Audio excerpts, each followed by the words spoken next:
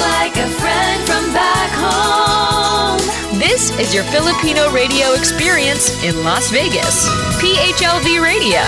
PHLV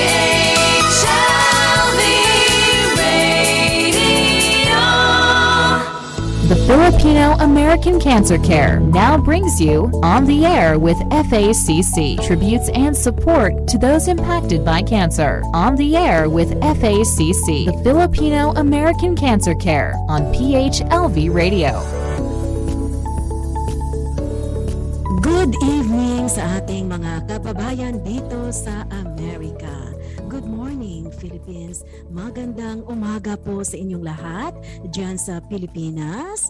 Today is Friday, November 19, 2021. My name is Josie Moralidad Zayman. Welcome sa PHLV Radio dito sa Las Vegas at sa ating radio show On the Air with FACC, Filipino American Cancer Care. Next week is going to be Thanksgiving Day. Pero bago ang lahat, I would like to introduce you all to our co-host tonight. May bago siyang pangalan at may bago siyang title. He's not only one of the board of directors ng Filipino American Cancer Care, but of course, he is the Machete, Emerich Richie Vicente. Napatawa siyo. Wow! That's my new code name, Machete. Oh Machete, my God. Nabuhay si Machete. Well, hello, Ate Josie. Good evening. Wow. Well, thank you so much. Wow. Good introduction. Good morning, Pilipinas. Magandang umaga po sa inyong lahat. And to all of our listeners and followers, thank you for joining us. I miss Kuya Ed. I saw him on the picture today. He was namamasyal in Chicago. Si Ed sa ibang sa ibang senado, sa ibang state. Yeah. He's I think he's doing well. So hello if you're watching or listening. Hello from all of us. Yes. We miss you. By the way, Emerich, nakikita mo ba? Hindi yata makita. Yeah, there you go. Now I can see it. Oh, you can So see we have the Christmas concierto. Yes. With the great and the finest tenor and that's right. sopranos.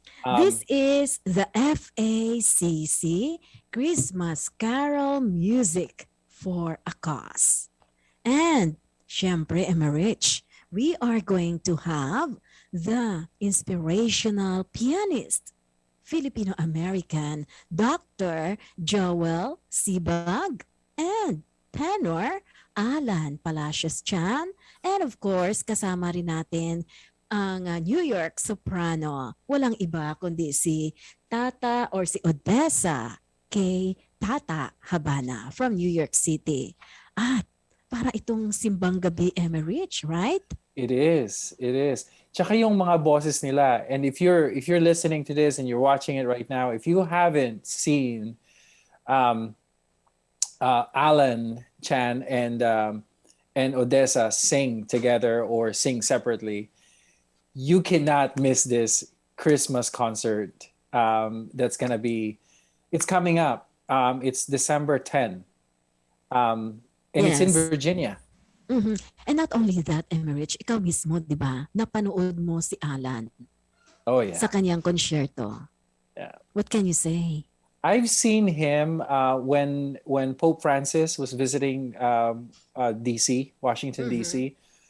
He did, I believe, I'm trying to think, I think he did the Ave Maria, if I'm not mistaken.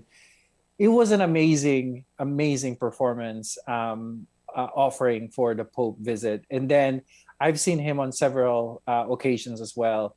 So he is good. He is good, guys. And not only that, nakita mo rin si Tata Habana during the FACC Couture Carriage for a Cure. And, silang dalawa talaga namang marami yung nagbigay ng standing ovation. And ito nga yung request ng karamihan kung pwede silang pagsamahin sa isang konsyerto. Plus, ang isang kilalang Filipino-American pianist na si Dr. Joel Sibag. I'm really excited. Please come out, get your tickets. you can get all of the information that you need on our Facebook page as well. It's the Filipino American Cancer Care. And actually on all of our, I think, posts on their social medias, the information how to get your ticket is there. Yes. And again, this is going to be on Friday, December 10, 2021. This is very close to the metro station. Huh? Pwede kayong bumaba sa Van Dorn Station or the Springfield Franconia Metro Station. At napakalaki po ng kanilang parking lot doon sa Presbyterian Church. And we are also going to have some cancer kids na magpi-perform sila, yung mga children with cancer. They are going to have a Christmas caroling performance kasama yung iba nating mga kababayan dito sa area ng Maryland, Virginia, and DC. Yung ating ticket dito is only $20. Rich, di ba, pag nanood ka ng concert ngayon, ang mahal. Oh yeah. Mhm. More than $50. Yes. And not only that, 'di ba? Pag nanood ka rin ng concert minsan, talagang this one, pumunta ka lang sa Broadway. You have Yeah. to spend a lot of money Oh yeah. just to be able to hear a tenor or a soprano sa kanilang special performance. Pero dito sa FACC, $20. And by the way, yung ating mga beneficiaries dito, no, we have 3 cancer beneficiaries, and included po dito yung isang pare from the Philippines na meron po siyang kidney cancer. At saka yung isang 18 years old na dalaga, a student in the Philippines who has a stage 3 ovarian cancer. So again, please help and support the FACC Christmas Carol Music for a Cause. Now, Emerich, pwede mo bang ipakilala yung ating special guest ngayong gabi? I'm really excited to introduce our special guest today. I was just talking to her a little bit ago, and she's a graduate of UP Los Baños, I think. That's And right. and she, oh my gosh, I didn't realize that she was an EMT with the Philippine Red Cross for 14 years. In the Philippines? In the Philippines for Wow. 14 years. And so she went and had a vacation to the Philippines to stay, spend some time, quality time with his father, with his dad, with her dad in March. Who was diagnosed Who was with diagnosed with cancer. We'll talk about that in detail. And during the quarantine that she had to do, she basically learned a little bit more about herself. She And by the felt- way, Emerich, teka muna ha, bago Yeah. mo sabihin yung pangalan niya, I would like to acknowledge yung ating isa sa mga dating cancer beneficiary, si Jennifer Buenluna, nanonood ngayon, at saka si Vanji Moncada. Okay. Now, Emerich, you have the floor. Teka pala, I'm going to call you Machete. Oh my God. Machete, are you going to have that hair on December 10th? I'm gonna have the hair on December Ah. 10th. Yes. You see what happened? I lost my I lost my sheet. You see what you did? I hope Daddy is watching. Ano bang pangalan ni Daddy? At saka si Mami. Alam mo, I love you, Mami and Daddy. Yeah, I know. They're coming back soon. Ano ba? Ano bang pangalan ni Mami at Daddy? Ricardo and Emma. Mami, Ricardo, and Daddy. Ay, Mami.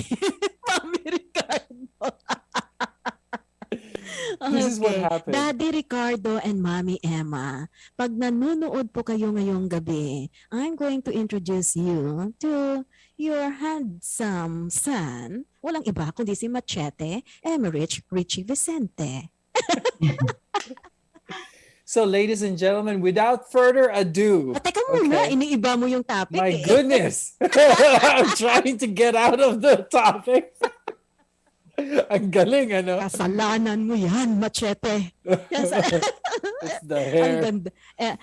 Tanungin natin si Johan. Johan, do you like Emmerich hair? Approve. Boses lang yung naririnig natin kay Johan. Oh, may palakpak pa yan. Sige na, Machete. All right. So I can continue introducing your special Yes, guest now. you can continue everything you want to say. Well, by the way, she lives right here in Fairfax, Virginia. Mm-hmm.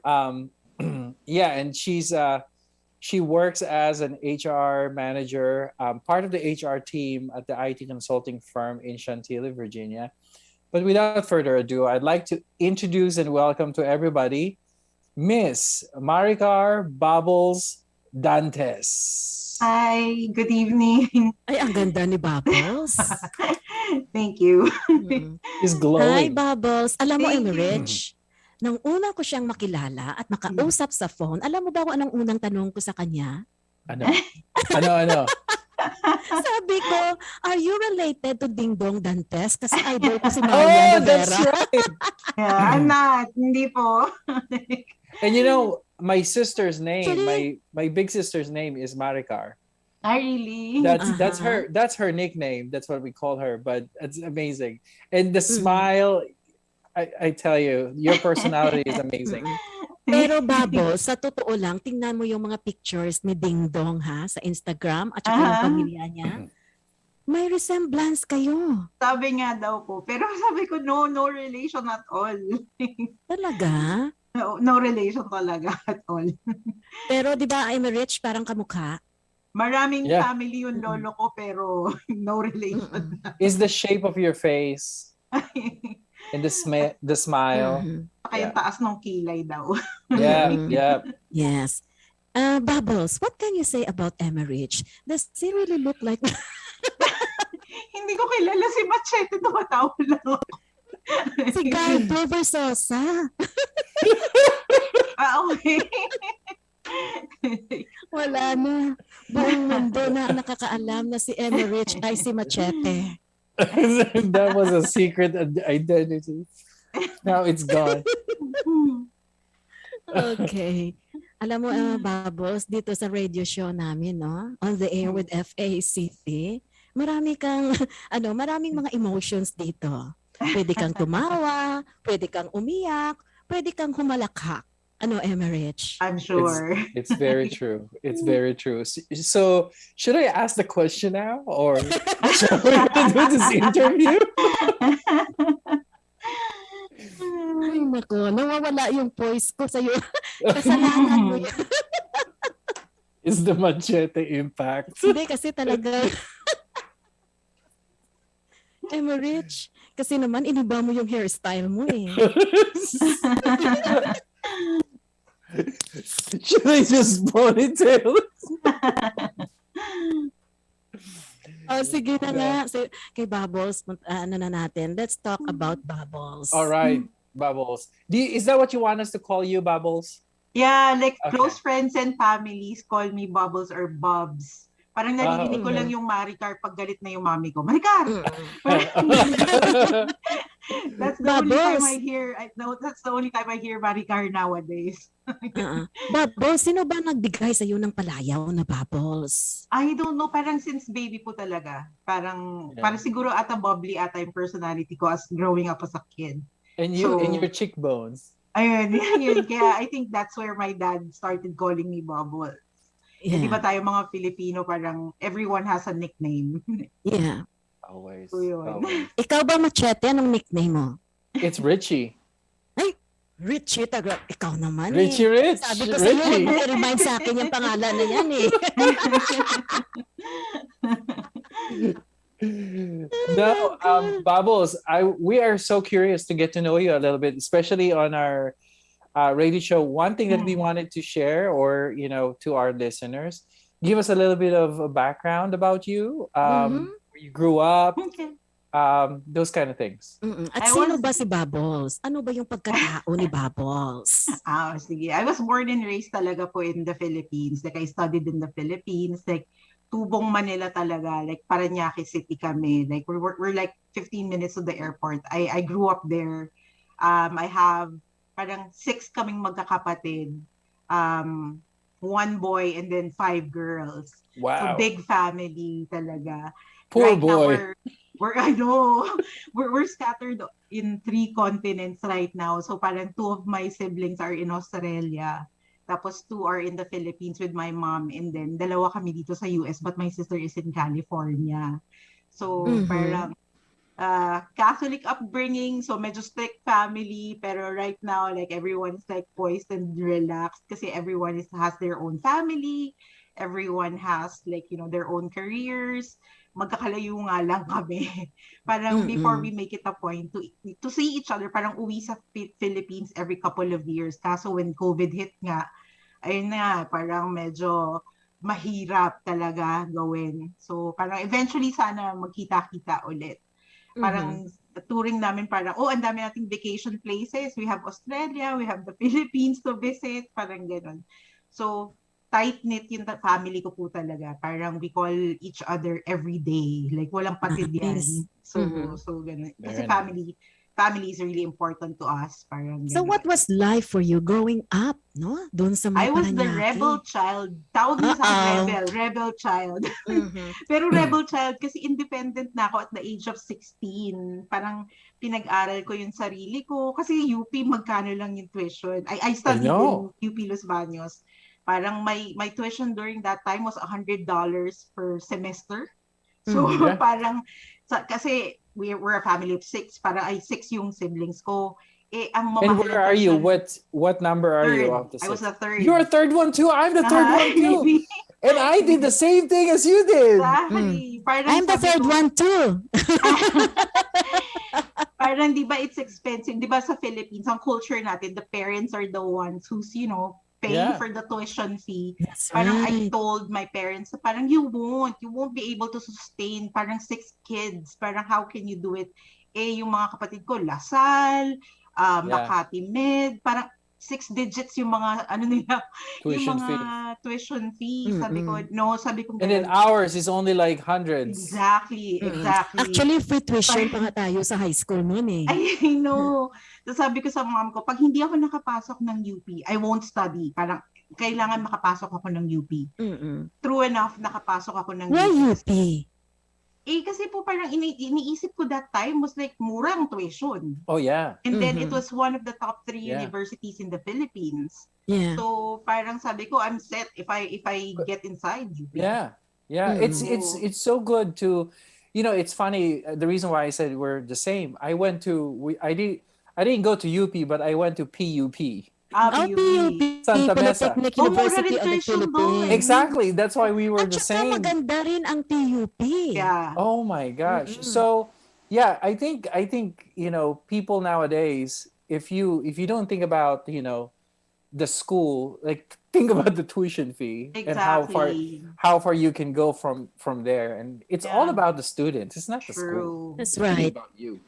Tapos parang, yun nga, tapos I took odd jobs during that time. I was managing bars that time to sustain lang yung tuition. At what saka age? 18? 17. 16, 17. Oh my gosh. 17. You were allowed to So, work at that age? Yeah. You're allowed to Yeah. drink during that time. You're allowed to drink. Ikaw, At that Bubbles, age. ha? Talaga Just namang don't tell maaga your kang uminom parents. ng Bubbles. No, You're kasi allowed to drink at sa 15, just don't sa tell your Philippines, parents. Wala talaga restriction during the 90s. They don't ID Yeah, it. they Totoo did it. yan. So At saka parang- ang ganda ng buhay natin noong mga 1990s, Yeah, Alam mo, walang Facebook. Walang Exactly. social media, walang telepono. Basta You ang actually importante, interact. True. nandoon yung socialization mo na pagkatapos ng exam, halika, There's punta tayo doon sa pagers. Davao. Interact talaga with I was able to travel Boracay na talagang ang Boracay nun, wala pang mga bar. Parang Yung borak. mga ganon. Kasi parang Borak. kasi pag college ka, parang tara dali, travel tayo. Mm-mm. ganyan. Yeah. So, Yeah. And I remember yung college days ba na minsan sabi mo sa mga kaibigan mo, halika, punta tayo mag-night swimming. Eh, hindi naman ako marunong mag-swimming. O di tuloy, nalunod. Oh, yeah, it's always like that. There was one time that I didn't come home for 2 days. 2 nights, 3 days. My parents, and I don't have any cell phone. I was like, oh well. So I just go. Like I'm a like scholar ako during that time, but they coined me as a rebel child kasi nga parang independent ako, pero I don't like do anything bad. Exactly. Parang 'di ba sa mata ng mga parents during that time in the early 90s, kapag ka ganun ka na, rebelde ka na. Yeah. That's right. Yeah. But look at you, Babos, ha? You're in America and you are a very strong person. Now Successful. Yes. At first, I didn't want to go to the US. The US was the last place that I wanted to be in. Who motivated you to come here? Parang it all fell into place po kasi like after college. So parang I started yung mga call center jobs pa lang during that time until such time I was with IBM. So si IBM like opened my eyes to a lot of things because I was with IBM for more than 10 years. Tapos I had the opportunity to travel countries. I've been to 20 countries already. Nice. One of the perks ng job ko during the time when I was with IBM. So part noon North America. So pumunta ako ng US, Canada. So parang yun na nga, habi kong gano'n, try ko na mag-US. Parang gano'n. Tapos parang okay naman po. Gustuhan mo na rin. Career, oo. Really career-wise. And the opportunity. Exactly. So, And we're so happy that you're here in the DMV area. I know. I used to live in California. So parang sa DMV part area, of mag-4 California? years pa lang ako. Orange County. Orange County. Ay, So, mga malapit kami sa mayayaman. beach. Malapit kami sa Which beach? Which beach? Newport. Oh, you're nearby Newport. Okay. So yeah, Very during nice. that time. Until nakahanap ako ng work dito, parang, ayun na. So, lumipat na ako ng DMV area. And good thing, may tita rin ako dito. That's the only family that I have Oh, here. good. My mom's sister. And syempre, nakita mo rin yung Prince Charming. Yeah. Opo, si Chan. So when are we gonna meet your Prince Charming? Ay, naghihilik na eh, natutulog. Natutulog. Maaga sige. siya. He works early, so he wakes up 4:30 in the morning kasi so tulog na ng 8:30. Yeah. Okay. Now, Bubbles, let's talk about your cancer journey, na? Actually, by the way, Emerich, no, before we talk about her cancer journey, yung background ni Bubbles, parang katulad ko rin sa communication. Na pwede rin siyang maging journalist, maging broadcast journalist, whatever it is, di ba? Didn't practice. Hindi lang na-practice. Now, you mentioned na umuwi ka ng Pilipinas dahil yung tatay mo nagkaroon ng cancer, di ba? Nasakit. And then, ikaw naman, doon rin na-diagnose na may cancer. Can you tell us kung paano na-discover mo na meron ka ngang breast cancer? Because like 2020 was like was hard for us, di ba? Nagka-pandemic. Tapos June of 2020, na-diagnose yung dad ko of esophageal cancer. At that time, stage 3 siya. So parang syempre, during that time, you can't come home kasi nga, kasagsagan ng COVID eh. So I was planning pandemic. Right, exactly. Then 2021, nag-metastasize yung esophageal cancer niya. I was feeling bad already about it. Parang medyo iba na yung pakiramdam ko. So I told him, I told my siblings, like, I have to go home. Parang sinikreto ko sa mom and dad ko na uuwi ako. So March of this year, so I went home. 2 beses pa ako muntik hindi unang flight, parang dinecline nila yung COVID test ko. So hindi ako nakalipad. Second one, nasa airport na ako. Ayaw pa rin nila akong paliparin kasi daw hindi magiging valid yung PCR test ko. Dapat 48 hours. So parang, please give me the opportunity. My dad is like, I have to be home. Pinayagan ako ng airline ticketer sa DCA. Tapos, sabi niya, you have to take the risk when you go to Japan and the Philippines. Sabi ko, I'll take that risk. Pagdating ko doon, hindi naman check yung PCR test ko. But were you vaccinated? Not yet during that time. Wow. Not yet during that time. So parang rebelde ka talaga, ano? Bubbles. Yeah. Tapos parang the quarantine period during that time in the Philippines was only 1 week pa lang. So, which is good. Then, parang second day ko sa hotel, nakakapa ako ng lump sa right breast ko. So, being an EMT for like how many years, I have a medical background. So, But what were you doing that time na parang kinapa mo yung breast mo? I do self-check talaga every now and then po. Kasi like it's very important. Like every year I do mammograms. So I'm very conscious about it. You're proactive. Yeah, I'm proactive. Kasi nga, Yeah. my family has a history of breast cancer. My dad has cancer. So parang talagang it's a conscious effort na lang on my end na to test myself every now and then. Tapos parang yun. Tapos sabi ko sa siblings ko, dalawang sister ko nurses, parang, uy, nakakapa ako ng lump. Sabi nila, hindi, sige, check mo, baka hormonal. Kasi women go through that phase that, you know, you'll see That's lumps. right. And Yeah. we're But it's always because of- cystic pag malapit na Exactly. yung period. Exactly. So parang hormonal imbalance lang exactly. Sabi ko, oh, sige, fine. Tapos, yung nakalabas na ako ng hotel, after a couple of weeks, I was already with my family, parang may sharp stabbing pain, parang kang sinasaksak. Sabi ko, oh, okay, iba na to. Sabi ko ganun. Tapos parang, kaso, nag-lockdown ang Philippines, nag-ECQ ang Philippines naman nung time na yon. So I can't go to a hospital there to have myself checked. So sabi ko, sige, pag uwi ko na lang ng US, I'm gonna be here only for a month anyway. So yun, when I got back to the US, that was around April, battery of test na. So nagpamammogram ako kagad. And then right there nung nagmammogram, they already told me like, something's up, something's wrong. Yeah. Sabi, tas, yun na nga, parang sabi nila, you have to do a biopsy, sunod-sunod na. I already have a feeling that, you know, I'm gonna be diagnosed. Parang, I already know, because I know my body. I know Yeah. my anatomy, etc. You're May listening 5, yun nga, May 5 came the news na parang Pero sabi, teka muna, di ba prior sa cancer diagnosis mo, sabi mo nga, nagpa-mammogram ka. Which means wala. na 1 year talagang 2020, I wasn't able po kasi nga nag-COVID. Di ba? Oh, Parang yes. di ba Okay. Skip 1 year. Exactly. Parang, But you know, you said earlier, so you felt the lamp, yeah. right? You did the self-check, and then you were with your family, and then you started feeling experiencing those pains. So Yeah.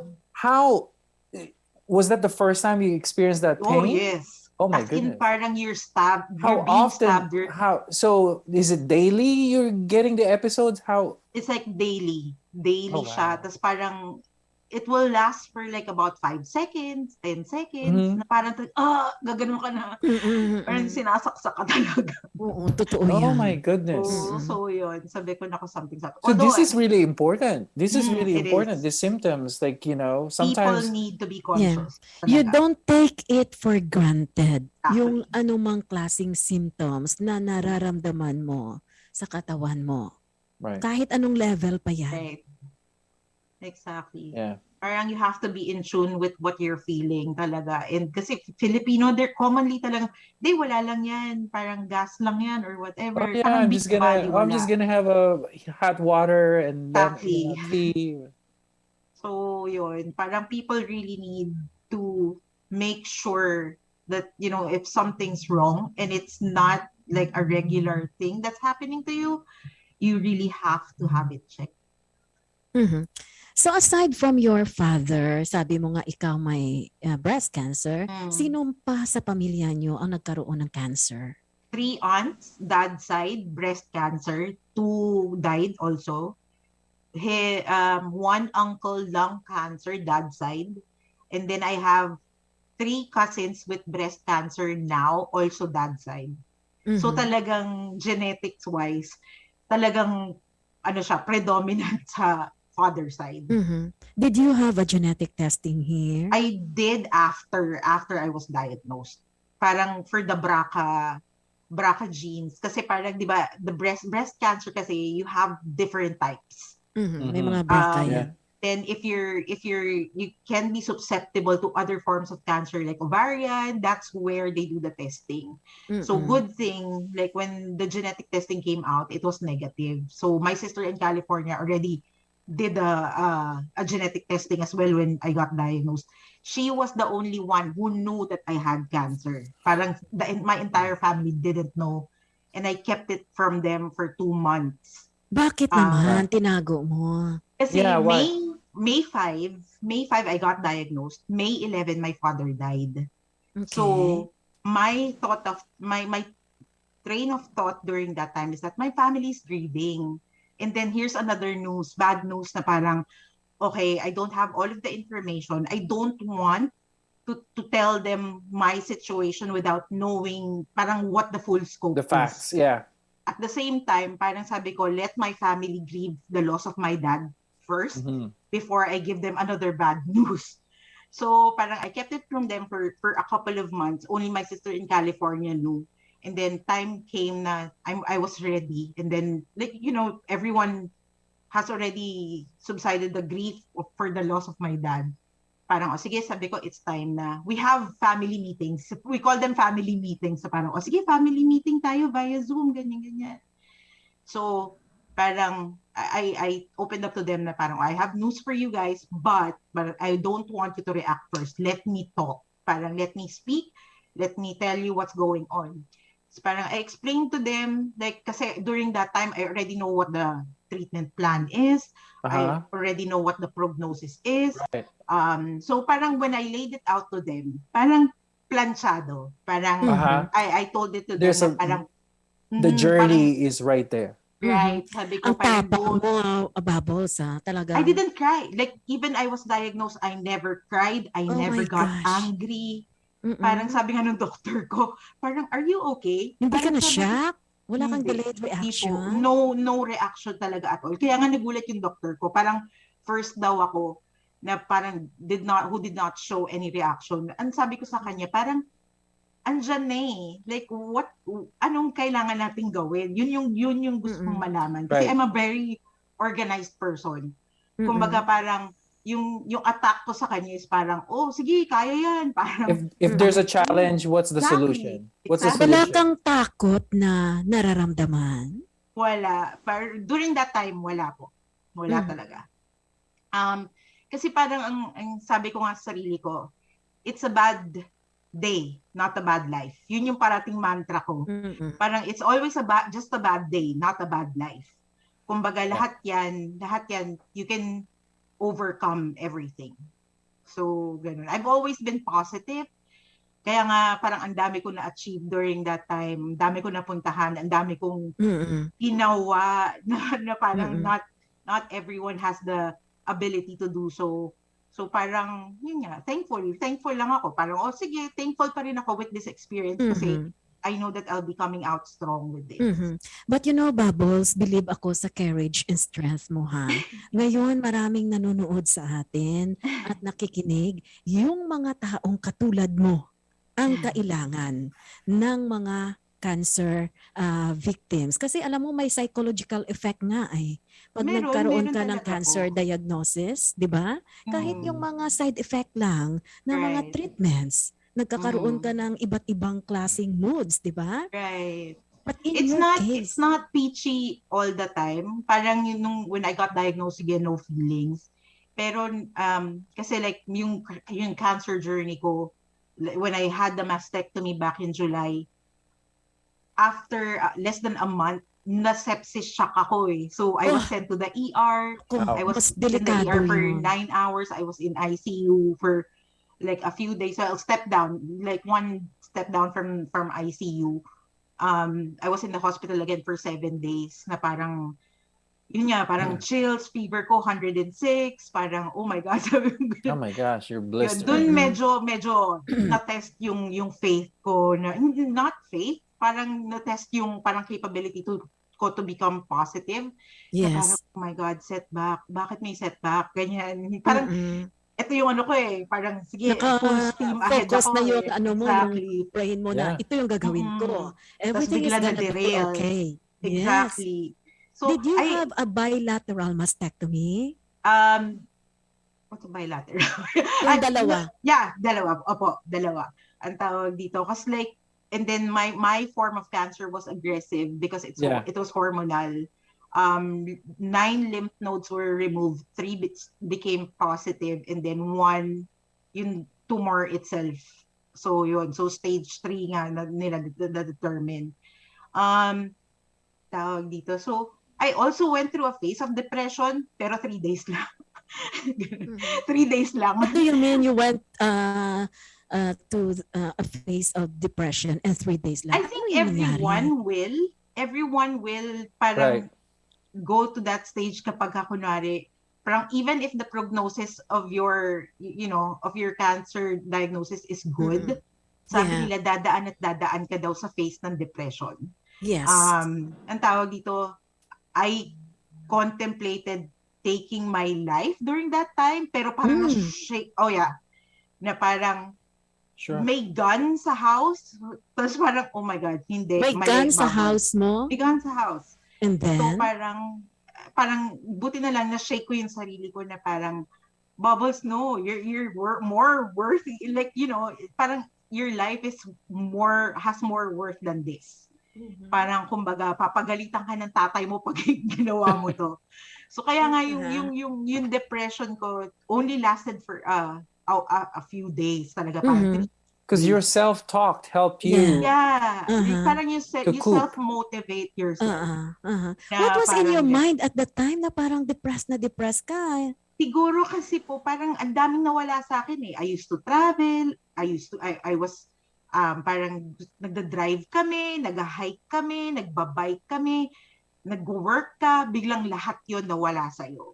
Parang that was a significant change na parang, oh my God, parang anong gagawin ko? Doon siya pumasok. Parang feeling ko How about yung mga friends mo? My friends are like in the Philippines. My friends are like, I don't have like parang really good friends here in the DMV na parang I can go talk to them. Parang pinaka-closest. Well, Babs, you just gained a dozen of them. You have Machete and you have Josie. Nandito na silang dalawa ngayon. Yun po. O, di ba magla-lunch na nga tayo sa Tuesday? I know. Ako naman, jelly. So, yun. Parang, after that one, parang, sige, parang, yun nga, balik lang talaga to positivity na parang, konti na lang, home stretch so na. So now, how are you and your family? How are they checking up on you? Because you're not finished with your journey yet. Viber, like we always call each other every day. We text each other every day. Like my mom is like, naku, sana nandyan ako. Pero kasi yung visa niya pasuna, parang ang tagal ng sa embassy ngayon, parang yung queuing. Sabi ko, Ma, I'm okay. Parang ganon. So sabi ko sa niya, Ma, I'm okay. Parang I would never tell them that I'm in pain. I will never, parang positive lang. Parang ayaw mong maging burden sa family mo. I won't. I would never.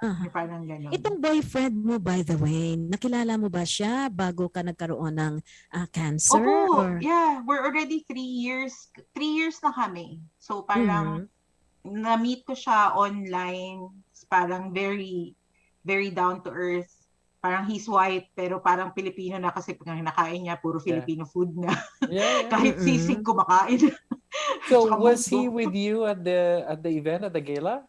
Yeah, he was. He was with me. Oh my goodness. Tapos tuwan-tuwa siya kasi parang, is this a Filipino event? Bakit daw ang saya-saya? Oh, talaga? Yun ang impression niya sa Filipino FACC event fashion niya. show? Exactly. Wow. Yeah.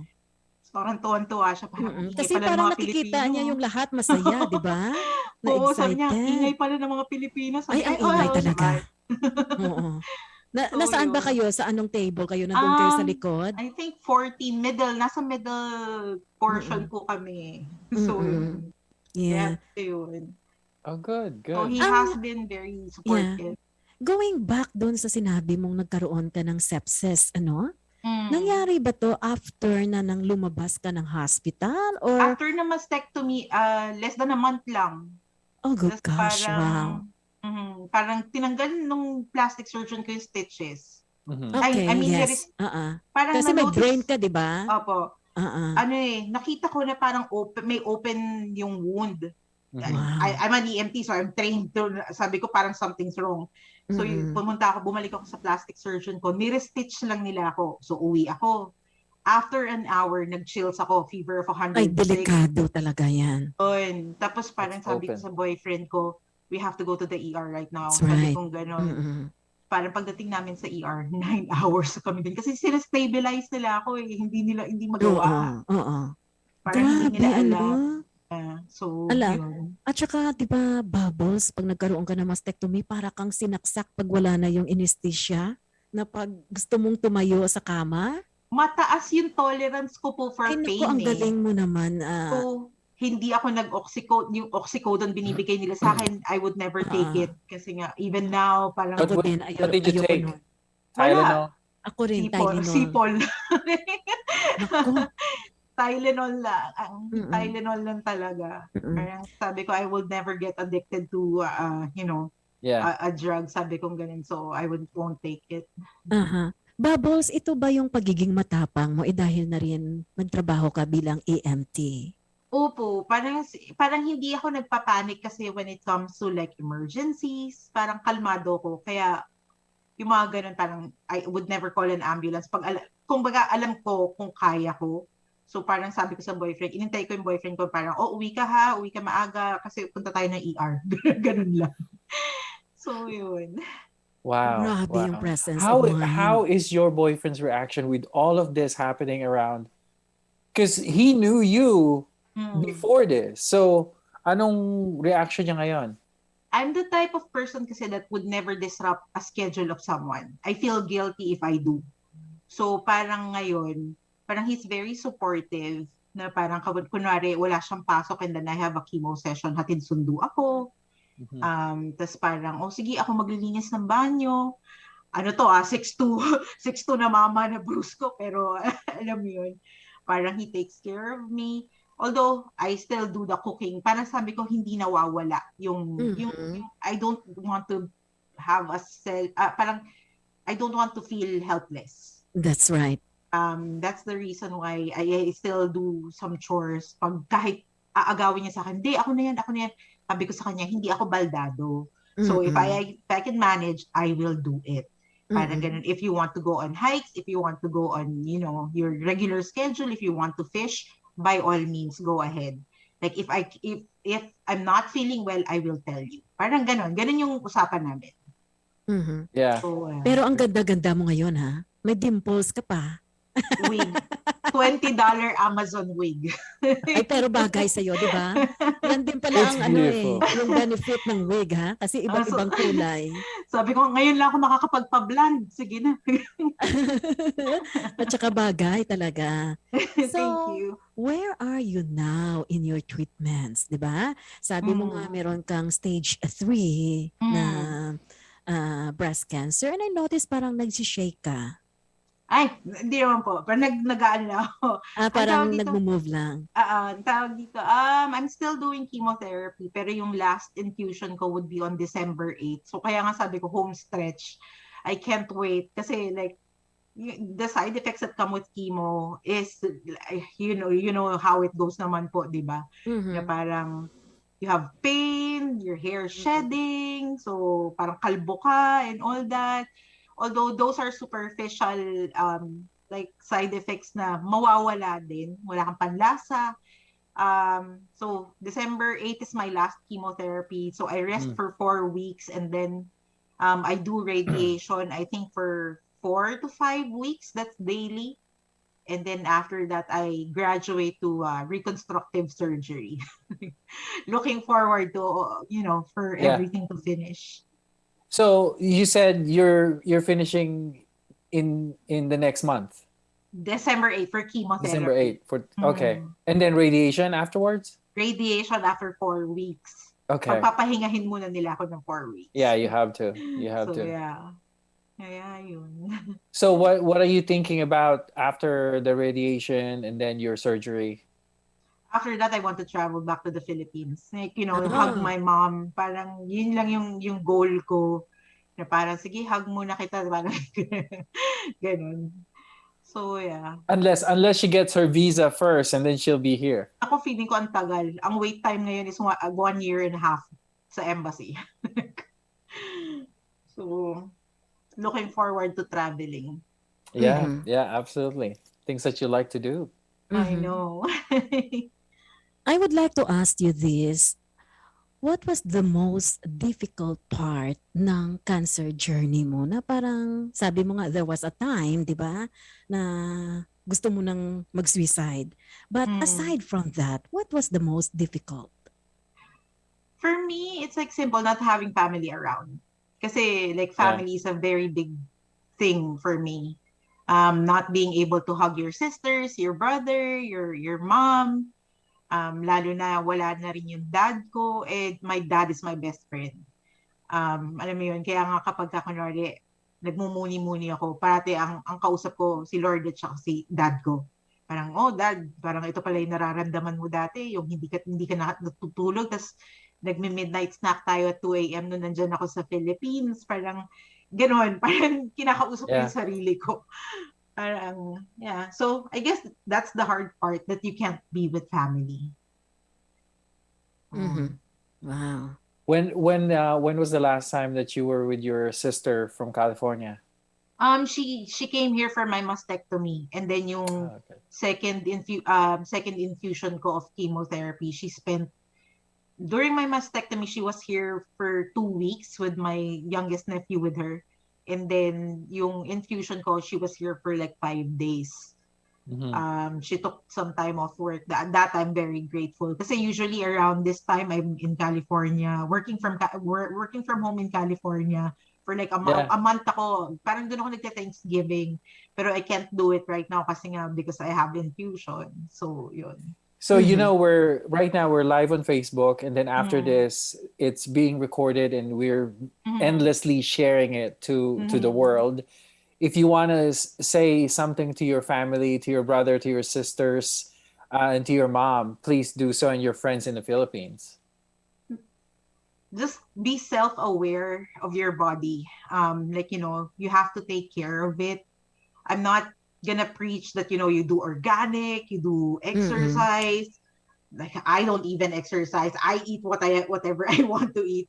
But take that time to actually be in tune with your body, because you never know. You really never know.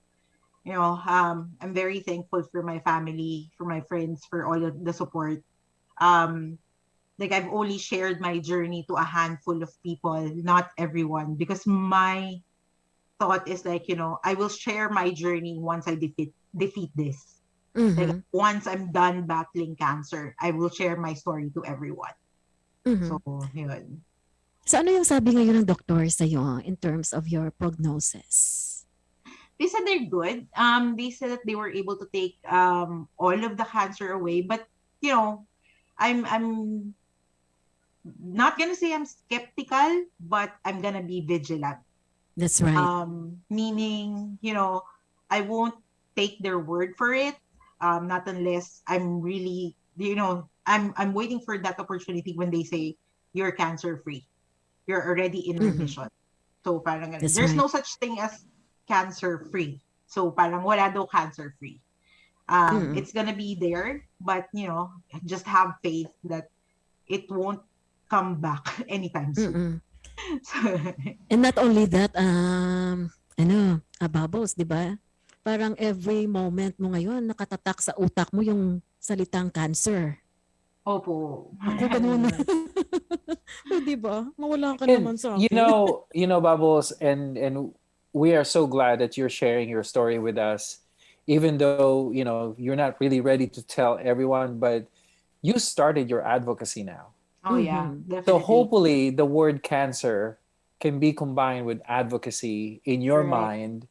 And, slowly but surely you'll be able to inspire and give some education to other people about their health. Because what you did, your spirit and your strength and how you did your proactive self checkup, to be sure. And a lot of us, we don't want to do it, or or we just feel weird doing it. Those kind of Or interviews, afraid Yeah. to do it. afraid to Sometimes do it. Yeah. Mhm. And you know what? What you're doing right now by sharing your story and spending your time with us is a form of healing. And awkward. actually, may tao kang ngayong gabi na to ha. I'm telling you, marami kang tao na mare-rescue or you will be able to save someone's life by sharing your story. Kaya nga hindi to matutumbasan, Emerich, ng Yeah. kahit gaano pa kalaking halaga yung pag-share niya ngayon ng kanyang story, yung courage niya Yeah. to move on and, live na katulad natin. We're normal people. Hindi naman natin hiningi yan sa Diyos eh. Bakit? Gusto ko bang magkaroon ako ng cancer? Hindi naman, di ba? But we are here para naman makapag-serve na sa ating mga kapwa to be of service to others, especially sa mga tao ngayon na nahihirapan kasi yung iba talaga mahina ang kanilang yung loob sa pagharap ng mga krisis Yeah. sa buhay. A positive attitude goes a long way. So, positivity is one of the best medicines. Absolutely. But what did you learn from this adversity, from this health challenge? That I'm stronger than what I've initially thought of. Na parang yung akala ko parang the world will come crashing down when I learned that I was diagnosed with cancer. Pero parang right now I'm at the point na parang hindi, I'm very excited to actually, get over this one and go back to some normalcy in my life. Parang yun nga babalik ako sa mantra ko, it's just a bad day, not a bad life. That's right. Yes. Ang galing talaga ni I Bubbles. know. Alam mo, ang daming nanonood sa atin. Very ha? inspiring. That's what I was gonna say. There's so many people that's watching from Paranaque, Vanji Moncada. I don't know if you know her. Welda Gijon. Hi, hello to you as well. Nozamia. Nizamla Nef Apsa. Nozamla Apsa. Lolit Drilon. Jennifer Luna. Yeah, and Vanji Moncada, I think. Sabi ni Vanji, actors Gardo Versosa, pelikula Machete. Lagi po akong nanood po, partner niya, si Rita Avila. Oh. She still remember. So sa ngayon, going back sa iyo, Bubbles, what are you looking forward at this point in time? Of course, gusto mong matapos na yung chemotherapy session, di ba? And again, sabi mo nga, gusto mo nang umuwi ng Pilipinas. Is it going to be for good or bakasyon lang? No, vacation lang po. Kasi my career and my life right now is here in the US. The ultimate goal is to actually retire in the Philippines. Mas gusto ko sa tabing dagat doon. Parang simpleng buhay. Pero parang yung goal set ko is to actually, work here in the US as much as I can and then retire in the Philippines and be with family. Parang, yun. Alam mo, Emirich, shinare niya sa akin ha. Isa sa mga pangarap niya, gusto niyang bumili ng isla. Yeah. Hindi naman Sa isla, parang Siargao. beach house lang. Sure. Somebody's told me if you can buy a car, you can buy an island. Exactly. In the You can buy Philippines. anything. Yeah. Yeah. Yes, you can really buy anything. Okay, so we have 4 minutes left sa ating radio show. Meron tayong isang, guest singing artist. Rich, kilala mo to, si Rick Esteban, one of the directors ng Miss Universe Iceland. And ito yung mga video niya kasi dati siyang opera singer. And this time, nandito po yung isang video recorded song ni Rick Esteban from the Miss Universe Iceland.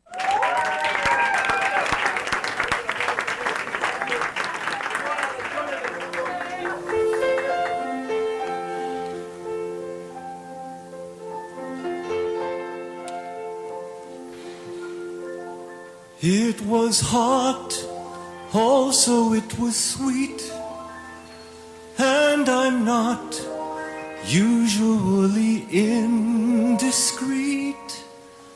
But when he sparkles, the earth begins to sway. What more can I say? How can I express how confused am I by our happiness? I can't eat breakfast, I cannot tie my shoe. What more can I do? If I say I love him, you might think my words come cheap. Let's just say I'm glad he's mine, awake, asleep. It's been hot, also it's been swell. More than not, it's been more than words can tell. I halt, I stammer, I sing a rondelay. What more can I say?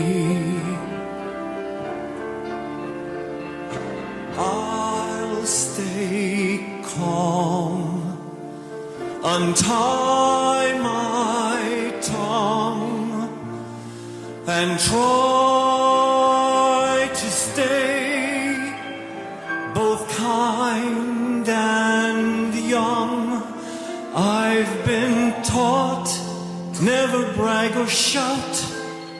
Still it's hot, just like how you read about. And also caring and never too uncouth. That's the simple truth.